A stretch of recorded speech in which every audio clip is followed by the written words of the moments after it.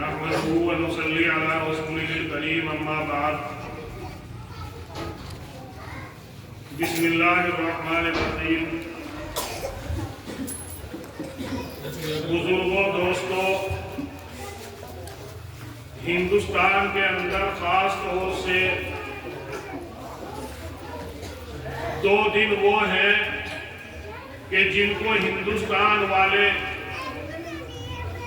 کسی بھی مذہب سے تعلق رکھنے والے ہوں وہ ان کو خوشی کے طور سے مناتے ہیں۔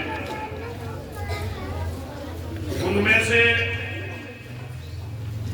ایک دن 15 اگست کا ہے کہ جو ہندوستان کی آزادی کا دن ہے۔ آج ہمیں یہ معلوم ہونا چاہیے کہ ہندوستان کے اندر 15 اگست کو یہ ترنگا جھنڈا کیوں لہرایا جاتا ہے اور 26 جنوری کو یہ ترنگا جھنڈا کیوں لہرایا جاتا ہے۔ آج ہم اپنی تاریخ سے ناواقف ہیں، تو میرے محترم دوستوں اور بزرگوں، یہ 15 اگست جو ہے یہ تو اس ظالم قوم سے کہ جس نے ہندوستان کے اندر 200 سال تک اپنی حکومت کی اور ہندوستانیوں کو غلامیت کی زنجیر میں جکڑے رکھا اور ہندوستانیوں کو بربریت اور ظلم کا شکار بنائے رکھا۔ یہ 15 اگست تو ان سے چھٹکارے مل جانے کا دن ہے، یعنی 15 اگست کو ہمارا یہ ہندوستان انگریزی حکومت سے آزادی کا پروانہ لے کر اپنے آپ کو آزاد ہندوستان کے اندر رہنے والا ہر ایک فرد سمجھا کہ آج ہم ہندوستان کے اندر آزاد ہیں۔ اور یہ 26 جنوری کیا ہے؟ آج جو ہے 26 جنوری ہے، جس کو یوم جمہوریہ بھی کہا جاتا ہے۔ یہ کیا ہے اس کو بھی سمجھنا ہمارے لیے ضروری ہے، اور اپنے اکابر اپنے اسلاف کی قربانیوں کو یاد رکھ کر اور اپنے اسلاف کی ان محنتوں اور جد و جہد کو یاد کرتے ہوئے کہ جنہوں نے اپنی جانوں کا نذرانہ پیش کر کے ہم کو یہ آزاد ہندوستان دیا، وہ بھی ہمارے لیے ضروری ہے کہ ہم اس کو یاد کریں اور یاد رکھیں۔ اس ہندوستان کے اندر انگریز 1601 عیسوی میں اس ہندوستان کے اندر آیا، اور اب کتنا ہے 2025، اور اس کی نگاہیں جو تھی وہ اس جانب تھی کہ ہندوستان اس وقت سونے کی چڑیا کہلاتا تھا، کہ ہندوستان کا جو مال و دولت ہے اس کو یہاں سے اکٹھا کر کے اپنے ملک کے اندر پہنچایا جائے۔ چنانچہ اس عیار قوم نے، اس مکار قوم نے ہندوستان کے اس وقت کے سربراہوں کو، حاکموں کو یہ دھوکہ دے کر کہ ہم ہندوستان کے اندر ایک تجارتی کمپنی قائم کرنا چاہتے ہیں، یعنی یہاں کا مال دوسروں ملکوں کے اندر پہنچائیں گے اور وہاں کا مال اس ہندوستان کے اندر لائیں گے۔ یہ دھوکہ اور فریب دے کر ان سے اجازت طلب کی کہ یہاں ہم کو تو یہ لالچ دے کر کہ ہندوستان کے اندر خوشحالی آئے گی، ایک سلطنی اس ہندوستان کے اندر قائم کی، اور سب سے پہلے بنگال کے اندر انہوں نے اپنا اڈا جمایا۔ لیکن میرے محترم دوستوں اور بزرگوں، اس وقت وہاں کا جو نواب تھا سراج الدولہ، اس نے اس وقت ان کی مکاریوں کو اور عیاریوں کو سمجھا کہ ان کا مقصد ہندوستان کو خوشحال بنانا نہیں ہے، بلکہ ان کا مقصد ہندوستان سے مال و دولت اکٹھا کر کے ہندوستان کو کنگال بنانا ہے۔ تو سراج الدولہ جو اس وقت کا وہاں کا نواب تھا، اس نے 1757 میں ان کے مخالف اپنی ایک جماعت اکٹھی کی اور ان سے یہ عہد لیا کہ یہ انگریز قوم ہم ہندوستانیوں کو غلام بنا رہی ہے اور ہم سے ہمارا حق چھیننا چاہ رہی ہے، ان سے لڑا جائے، ان سے مقابلہ کیا جائے۔ چنانچہ سراج الدولہ کے رہبری میں بنگال کے اندر 1757 میں مقابلہ ہوا انگریزوں سے۔ لیکن یہ یاد رکھیے کہ اسلام کو یا مسلمان کو جب بھی ٹھیس پہنچی ہے یا جب بھی نقصان پہنچا ہے، وہ اپنوں کی وجہ سے پہنچا ہے۔ اس وقت کا جو ان کا سپہ سالار تھا میر جعفر، وہ انگریزوں سے مل گیا اور انگریزوں سے مل کر غداری کی، اور غداری کر کے اپنے ہتھیار ڈال دیے، اور انگریزوں نے سراج الدولہ کو قتل کر دیا، شہید کر دیا۔ لیکن میرے محترم دوستوں اور بزرگوں، آزادی کی ایک چنگاری ہندوستان کے ہر فرد کے اندر لگ رہی تھی، چاہے وہ ہندو ہو، چاہے وہ سکھ ہو، چاہے وہ عیسائی ہو، چاہے وہ مسلمان ہو۔ اپنے آپ کو وہ یہ سمجھ رہا تھا کہ آج تو غلامیت کی زندگی گزار رہا ہے۔ چنانچہ اس وقت 1799 میں ٹیپو سلطان، جس کو ہم ٹیپو سلطان کے نام سے، بھائی غور سے سننے کی بات ہے، یہ تاریخ رکھنے کی بات ہے، ادھر ادھر نہ دیکھو، یہ تو بچے ہیں، انہوں نے تو اپنا پروگرام آپ کے سامنے پیش کر دیا، لیکن یہ تاریخی چند باتیں ہیں جو ہمارے کام آنے والی ہیں۔ تو ٹیپو سلطان جو اس وقت میسور کا سربراہ تھا، حیدر علی جو ان کے والد تھے، وہ انگریز کا مقابلہ کر رہے تھے، تو ٹیپو سلطان نے انگریزوں کا مقابلہ کیا۔ 1799 کے اندر، 1757 سے بعد میں 1799 کے اندر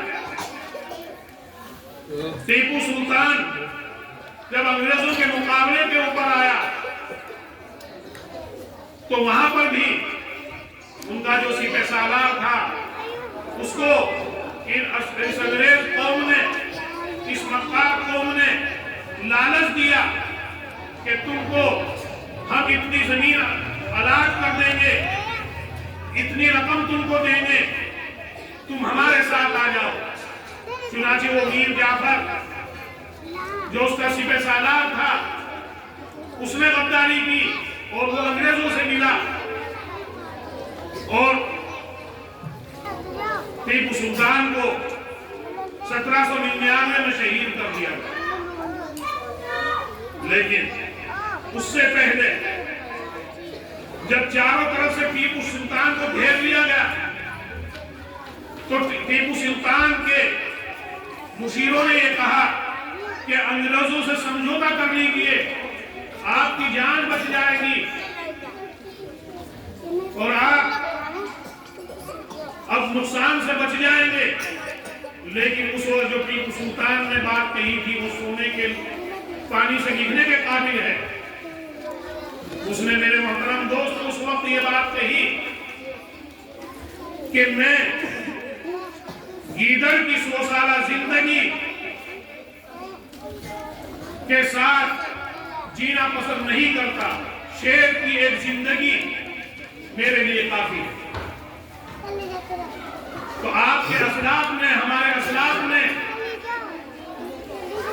اس ہندوستان کی آزادی کے لیے بڑی بڑی قربانیاں دی۔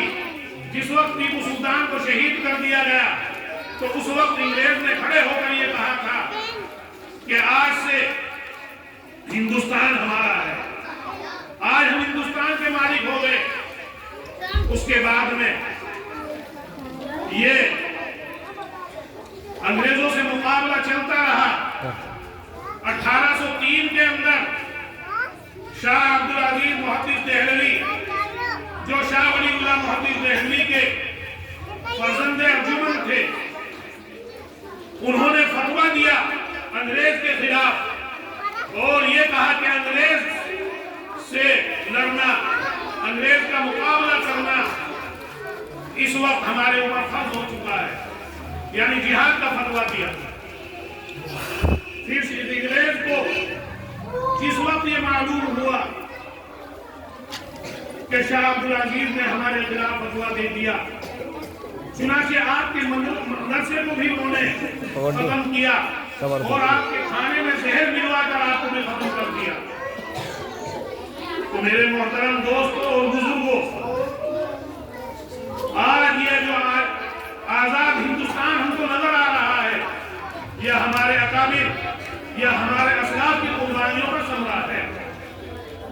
یہ سلسلہ چلتا رہا یہاں تک کہ پھر آ جاتا ہے 1857۔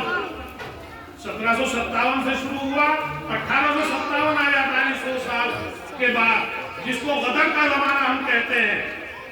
اس وقت جو اس ہندوستان کا سربراہ تھا بہادر شاہ ظفر، اس کی ماتحتی میں ہمارے ہندو بھائیوں نے بھی اور سکھ بھائیوں نے بھی اور تمام ہندوستانیوں نے مل کر انگریز کے خلاف ایک محاذ قائم کیا کہ انگریز سے مقابلہ کیا جائے۔ چنانچہ 1857 کے اندر مقابلہ ہوا، ہمارے علماء نے شاملی کے اندر مقابلہ کیا، امبالے کے اندر مقابلہ کیا، اور اسی طرح جگہ جگہ ہندو اور مسلمان آپس میں مل جل کر ان کا مقابلہ کرتے رہے، لیکن اپنوں ہی کی غداریوں کی وجہ سے ناکام ہوتے رہے۔ اس وقت اتنے بڑے بڑے ظلم انہوں نے کیے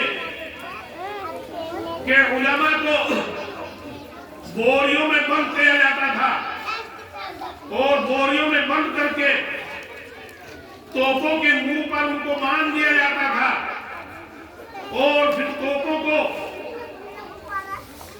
کھول دیا جاتا تھا کہ جس سے ان بوریوں میں بندھے ہوئے عالم کے جسم کے ذرات ہوا میں اڑ جاتے تھے۔ سوروں کی کھالوں کے اندر بند کر کر کے انہوں نے کہیں دریاؤں کے اندر ان کو ڈالا، کہیں بڑے بڑے آگ کی بھٹیاں قائم کر کے انہوں نے ان کے اندر عالموں کو ڈالا اور ان کے اندر ان کو ڈالا۔ صرف قصور یہ تھا عالموں کا یا برادران وطن کا یا ہمارے ہندو اور سکھ بھائیوں کا کہ وہ یہ چاہتے تھے کہ یہ ہندوستان ہمارا ہے، ہمیں اپنا حق دیا جائے، ہم تمہاری غلامیت میں نہیں رہیں گے۔ اس کے بعد میں ناکامی ہوئی۔ پھر 1866 میں دارالعلوم دیوبند یعنی دارالعلوم دیوبند کا مدرسہ قائم ہوا۔ مدرسے کو قائم کرنے کا مقصد جو تھا وہ صرف یہ تھا کہ مدرسے کے اندر ایسے افراد تیار کیے جائیں، ایسے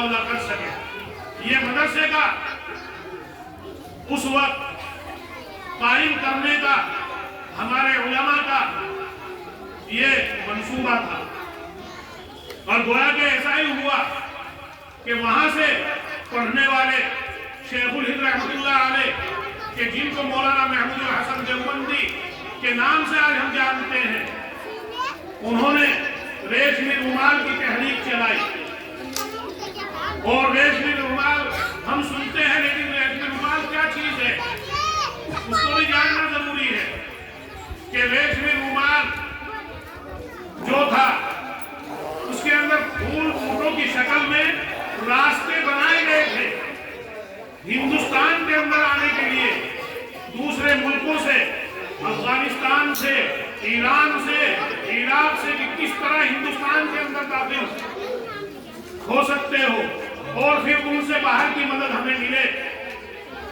اور پھر انگریزوں کا مقابلہ ہم اچھی طرح کر سکیں۔ یہ تھا وہ ریشمی رومال، لیکن وہاں پر بھی اپنے کی غداری کی وجہ سے وہ تحریک، اس تحریک کا راز فاش ہوا، اور اس میں انگریزوں تک یہ خبر پہنچا دی گئی کہ اس طریقے سے شیخ الہند نے، مولانا محمود الحسن نے دوسرے ملکوں سے رابطہ قائم کر کے تمہارے مخالف ایک محاذ قائم کرنے کی تیاری کی ہے، تو اس میں پھر ان کو مالٹا کی جیل پہنچا دیا گیا، اور مالٹا کی جیل میں آپ کو کس طرح ستایا گیا کہ لوہا گرم کیا جاتا تھا، اور لوہا گرم کر کے آپ کے جسم کو داغا جاتا تھا، اور یہ کہا جاتا تھا کہ وہ فتویٰ جو تم نے ہمارے خلاف دیا ہے جہاد کا، ہمارے مخالف جو فتویٰ دیا ہے تم نے اس بات کا کہ انگریز کی فوج میں شامل ہونا حرام، اس فتوے کو واپس لے لو۔ لیکن میرے محترم دوستوں اور بزرگوں، شیخ الہند رحمۃ اللہ علیہ نے کہا کہ اس ملک کی خاطر، اس ہندوستان کی خاطر کہ جس کے اوپر تم ظلم کر رہے ہو، یہاں تم ستا رہے ہو، اس کے لیے میں اپنی جان تو دے سکتا ہوں، لیکن میں اپنے فتوے کو واپس نہیں دوں۔ جس وقت شیخ الہند رحمۃ اللہ علیہ کا انتقال ہوا، انتقال کے بعد جب آپ کو غسل دیا جا رہا تھا تو اس وقت دیکھا کہ آپ کی کمر کے اوپر ہڈیاں ہیں، گوشت نہیں ہے، اور بالکل ہڈیاں بھی کالی ہو رہی ہیں، تو آپ کے شاگرد خاص مولانا حسین احمد مدنی رحمۃ اللہ علیہ جو کہ مالٹا کی جیل میں آپ کے ساتھ تھے، انہوں نے بتایا، جب ان سے تقاضا کیا گیا کہ اس کی کیا وجہ ہے، تو کہا یہ میرے استاد کا ایک راز تھا۔ آنسو آنکھوں کے اندر آئے، اور یہ کہا کہ میرے استاد کا راز ہے جو میں آپ کی زندگی کے اندر نہ بتا سکا، کہ یہ انگریزوں کے ظلم اور انگریزوں کے ان لوہوں کے داغنے کا اثر ہے کہ جو آپ کو مالٹا کی جیل میں وہ ستایا کرتے ہیں۔ اسی لیے میرے محترم دوستوں بزرگوں، ایک انگریز نے مولانا شیخ الہند رحمۃ اللہ علیہ کے بارے میں یہ کہا کہ اس شخص کے جسم کے اندر ہماری مخالفت اتنی بھری ہوئی ہے کہ اگر اس کو جلا بھی دیا جائے، اس کو راکھ بھی کر دیا جائے، تو پھر بھی اس بات کے اندر سے ہماری دشمنی ہی نظر آئے۔ یہ ہمارے اکابر نے، یہ ہمارے علماء نے اس ہندوستان کو آزاد کرانے کے لیے قربانیاں دی، لیکن آج ہمیں معلوم نہیں۔ کیوں؟ اس لیے کہ ہم علماء کے پاس نہیں بیٹھتے، ہم علماء کے پاس نہیں جاتے، علماء کی باتیں نہیں سنتے۔ یہ کانگریس، اس کا وجود جو ہوا، یہ جو عمل میں آئی، یہ 1883 کے اندر آئی، اور سب سے پہلا اجلاس اس کا 1885 میں ہوا۔ کتنے میں؟ 1885 میں۔ اور ہمارے علماء نے جو کانگریس کی حمایت کی وہ اس لیے کی کہ ان سے یہ وعدہ لیا گیا کہ اگر کل کو ہندوستان آزاد ہوگا تو اس ہندوستان کا قانون، اس ہندوستان کا دستور وہ مذہبی دستور نہیں ہوگا، وہ کسی مذہب کے اعتبار سے نہیں ہوگا، وہ ایک آزادہ دستور ہوگا کہ جس کے اندر ہر اقلیت کو، ہر ہندوستان میں رہنے والوں کو اپنے مذہب پر رہتے ہوئے اپنے مذہب کے اعتبار سے چلنے کے لیے آزادی ہوگی۔ یہ اس وقت عہد و پیمان ہوئے اور ہمارے علماء اور پھر کانگریس کے اندر مہاتما گاندھی کہ جن کو مہاتما کا لقب دیا گیا، یہ بھی ہمارے علماء نے ہی دیا۔ جمعیت کے خرچے سے، مسلمانوں کے خرچے سے پورے ہندوستان کے اندر جو لیڈر کی شکل میں گاندھی کو پیش کیا وہ علماء نے پیش کیا اور پورے ہندوستان کو یہ بتلایا کہ یہ گاندھی ہمارے لیڈر ہیں، یہ گاندھی جو ہیں ہمارے سیاسی رہبر ہیں اور یہ ہندوستان کی آزادی کو ہمارے ساتھ مل کر اور سب اپنے ہندو بھائیوں کو اور سکھ بھائیوں کو لے کر ہمارے ساتھ مل کر اس ہندوستان کو آزاد کرانے کے اندر جدوجہد میں، کوششوں میں ہمارے ساتھ رہیں گے۔ جس آزادی کی چنگاری کو لے کر چلے تھے، جب آزادی قریب ہوتی گئی، جتنی آزادی قریب ہوتی گئی، ہمارے علماء نے، ہمارے اسلاف نے اپنے ہندو بھائیوں کو، لیڈروں کو کہ جس کے اندر سردار بھائی ولبھ پٹیل، سبھاش چندر بوس، سردار بھگت نہرو وغیرہ اور بہت سے تھے، ان کو یہ یاد دلاتے رہے کہ ہم پیار و محبت سے ہندو بھی، مسلمان بھی، سکھ بھی اس ہندوستان کے اندر رہ رہے ہیں، آزادی کے بعد بھی اسی طرح رہے اور ایک قانون جو بنے وہ ایک آزادانہ قانون بنے، مذہب کے نام پر قانون نہ بنے۔ چنانچہ انہوں نے اس بات کو سن کر ہمارے علماء کو یہ یقین دہانی کرائی کہ ہاں آزادانہ قانون بنیں گے، آزادانہ دستور بنے گا۔ بات تو بہت لمبی چوڑی ہے، لیکن میرے محترم دوستوں، ہمیں یہ یاد رکھنا ہے کہ 15 اگست کو تو ہم کو آزادی ملی انگریز قوم سے، اور آج یہ جو 26 جنوری ہے، اس 26 جنوری کو قانون نافذ ہوا، دستور قائم ہوا، یعنی جب انگریز یہاں سے جا چکا تو اب ہندوستانیوں نے یہ طے کیا کہ جس ظالم قوم کو ہم نے ہندوستان سے بھگا دیا، اب ان کے قانون کو، ان کی باتوں کو ہم نہیں مانیں گے، اپنا قانون ہم بنائیں گے، اپنا دستور ہم بنائیں گے، اپنا آئین ہم بنائیں گے۔ چنانچہ سن 47 سے لے کر 1949 تک 26 نومبر تک ایک بہت بڑی کمیٹی تشکیل دی گئی کہ جس میں ہر مذہب کے ماننے والے تھے، جس میں سکھ بھی تھے، عیسائی بھی تھے، مسلمان بھی تھے، ہندو بھی تھے۔ اس کمیٹی کی تشکیل دی گئی کہ اب ساری چیزوں کے اوپر نظر رکھتے ہوئے قانون بنایا جائے، دستور بنایا جائے، تاکہ ہر ایک ہندوستان کے رہنے والے کو اپنی آزادانہ زندگی گزارنے کا موقع ملے۔ تو 26 نومبر 1949 کو یہ قانون تیار ہوا اور پھر 1950 26 جنوری کو، جو آج 26 جنوری ہے، یہ قانون نافذ ہوا۔ قانون کیا؟ کہ ہر ایک مذہب والے کو اپنے مذہب کے اعتبار سے آزادی حاصل ہوگی، وہ چاہے اپنے مدرسے قائم کرے، چاہے وہ اپنی مسجدیں قائم کرے، چاہے وہ اپنے دینی درسگاہیں قائم کرے۔ ادھر سکھ، ان کو اپنے مذہب کے اعتبار سے آزادی حاصل ہوگی، کہ وہ اپنے گردوارے بنائے، وہ اپنے مذہب کے اعتبار سے اپنی عبادت گاہیں بنائے، جس طرح چاہے وہ اپنے مذہب کے اعتبار سے عمل کرے، کسی کو اس کے اندر دخل دینے کی گنجائش نہیں ہوگی، یہ قانون بنائے گا۔ اسی طریقے سے جس طرح ترازو کے دو پلڑے ہوتے ہیں، ایک پلڑا یہ مان لیجئے کہ اکثریت کا ہے اور ایک پلڑا اقلیت کا ہے، اور یہاں حکومت جو قائم بنتی ہے وہ اکثریت کے اوپر ہے کہ جس کے اکثر ایم پی یا ایم ایل اے ہو جاتے ہیں وہی اپنی حکومت بنا لیتی ہے۔ لیکن حکومت کا یہ مطلب نہیں کہ جو قانون بن گیا اس قانون کے اندر وہ رد و بدل کر دے۔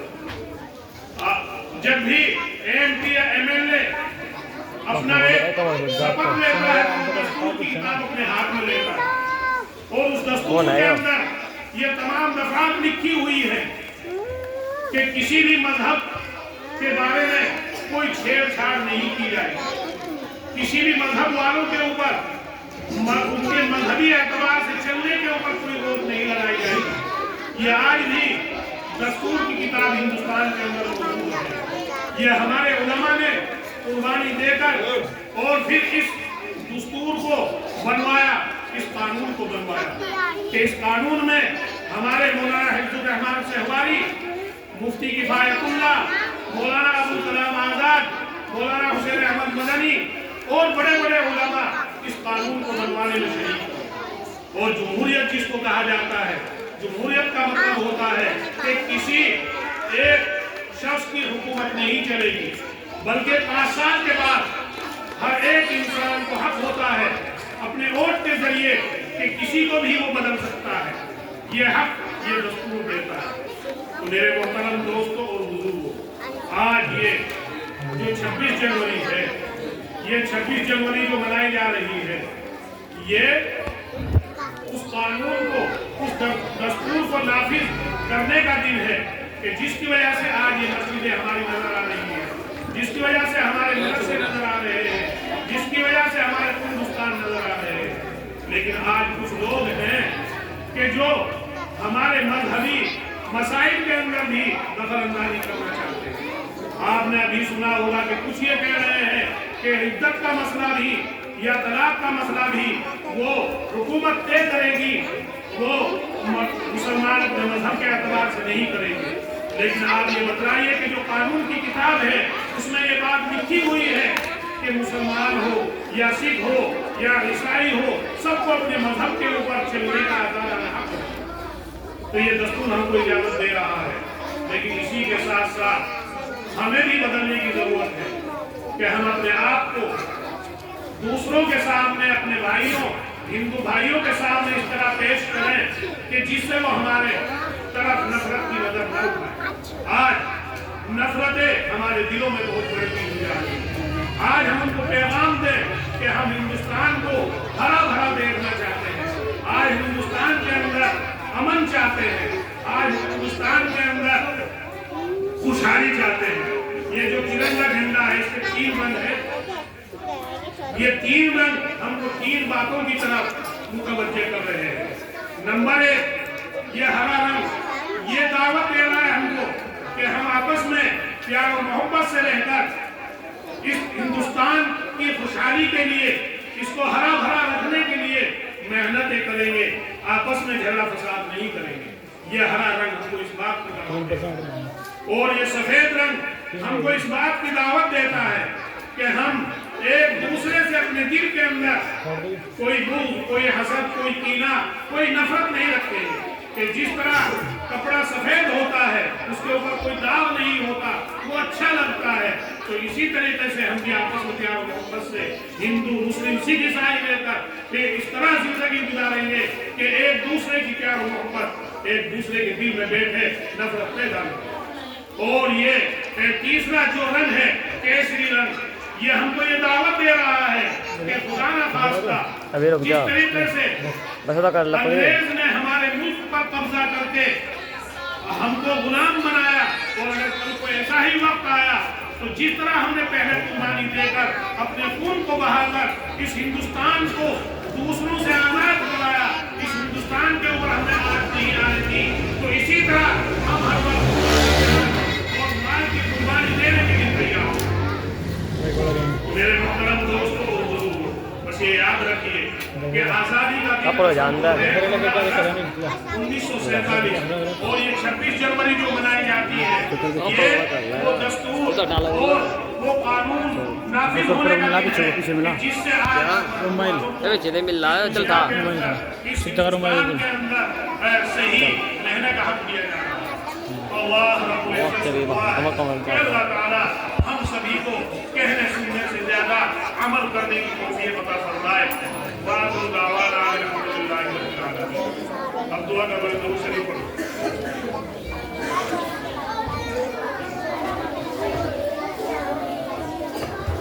दुआ के बाद सभी हज़रात तशरीफ रखे, कुछ शेरने का इंतजाम क्या रखा है भाई, वो तकसीम होगी। सब अपनी जगह बैठे रहे। मदरसे के जो तलबा है वो अपना आप तक पहुंचाएंगे, कोई भी यहाँ से खड़ा ना हो बिल्कुल भी।